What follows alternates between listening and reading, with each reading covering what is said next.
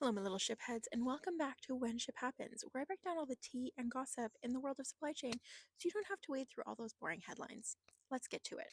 First up, a little update on our friend, the Strait of Hormuz, which, yes, is still a parking lot.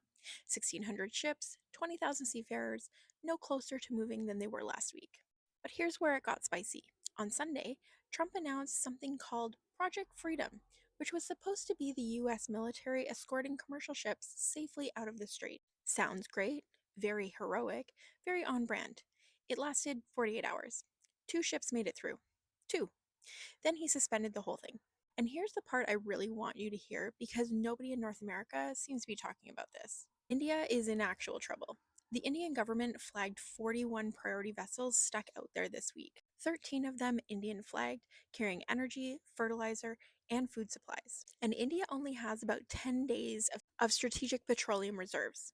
10 days. So when we keep saying this isn't just a story about oil prices, this is what we're talking about.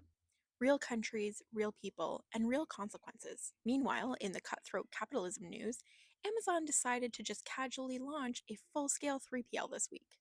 They're calling it Amazon Supply Chain Services freight, fulfillment, parcel, customs, the whole buffet. And they're opening it up to literally any business, not just sellers on Amazon. They're basically going after the $1.3 trillion global 3PL market the same way they ate the cloud computing market with AWS. UPS and FedEx stocks absolutely tanked the same day, and UPS came out swinging. They're closing 27 facilities and cutting Amazon volume by 500,000 packages a day to focus on healthcare and small to mid sized shippers, which honestly might be the smartest pivot they've made in years. Because trying to outrun Amazon on parcel volume is a losing game, and clearly they seem to realize it. And the story your favorite supply chain podcast probably isn't covering, Panama is a whole situation right now.